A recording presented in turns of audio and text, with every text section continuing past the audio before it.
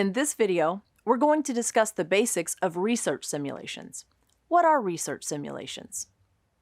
Research simulations test a candidate's ability to identify the appropriate interpretive authority on a particular issue.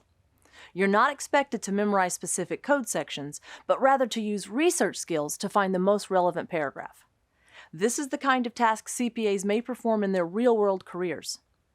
Mastering the research simulations can also give the candidate easy points on the task-based simulations.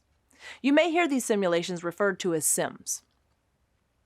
The authoritative literature tool is available in every task-based simulation testlet for each section. To access this within the GLIME simulations, click on the authoritative literature icon. This icon looks like an open book and is located in the upper right hand of the computer screen. This will bring up a new window. You will notice 5 options on the left-hand side of the window: All Sources, Internal Revenue Code, FASB Codification, AICPA Professional Standards, and PCAOB Auditing Standards. To answer research questions using the authoritative literature search engine, the first step is to read the question carefully to understand what is being asked.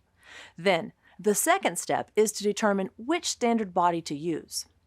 This determination will vary depending on the applicable section of the CPA exam. Reg Sims use the Internal Revenue Code. FAR Sims use the FASB Codification. Audit Sims can use the AICPA Professional Standards and the PCAOB Auditing Standards. You can use either the table of contents or the search function to locate the correct guidance when researching in AUD, BEC, FAR, and Reg. Note that although authoritative literature will be available in BEC, you don't need it because you will not be given a research simulation for BEC. Really, it's just a distraction on the BEC section, so don't spend any time looking at it.